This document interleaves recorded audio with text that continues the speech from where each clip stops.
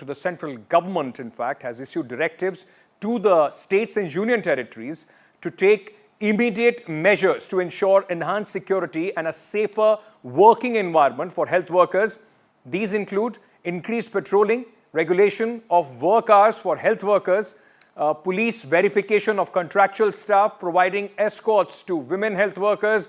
The directives are issued by the centre in wake of the rape and murder of a trainee doctor in Kolkata's Arjikar Medical Hospital and College. The Union Health Secretary, as mandated by the Supreme Court, issued these directions, after co-chairing a meeting with the Union Home Secretary Govind Mohan and Chief Secretaries and DGPs of various states and union territories.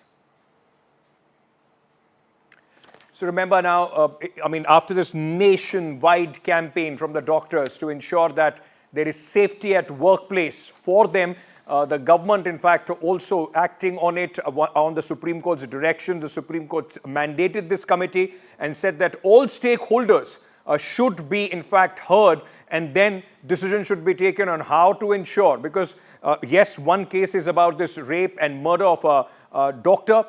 Apart from that, every other day we keep hearing these cases where some attendant or somebody else attacks the doctors on duty. All those things need to be checked, security need to be provided, because, the least that we can do is ensure safe working space for health professionals, or for any other professional, as a matter of fact.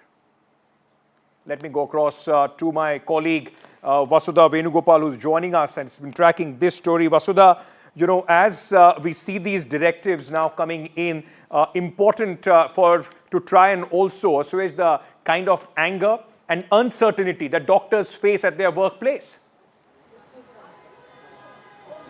Absolutely, Ankit, and if you look at how the centre has intervened, they have looked at it very comprehensively. One is basically look at, very basic infrastructural requirements in the state, in the hospitals, medical establishments, both in private as well as government.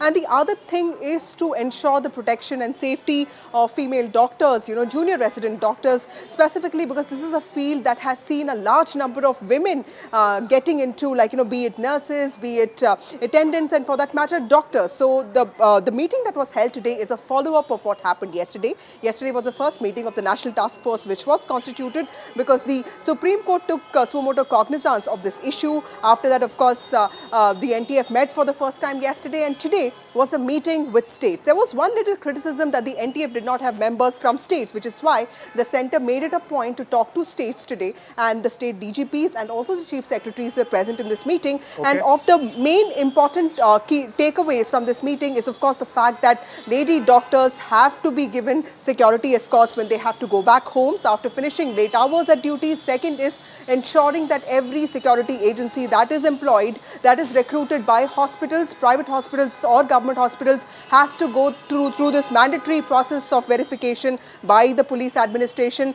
Some sense of access control of large medical establishments, government hospitals, right, ensuring that the blind spots in government hospitals are also covered by CCTV, and the CCTVs are frequently reviewed and the footage is also in some ways examined so that there is no untoward incident that's taking place. So clearly many instructions have been issued, and this is also to ensure that even before the committee presents its report, there are these immediate measures that are put in place by states.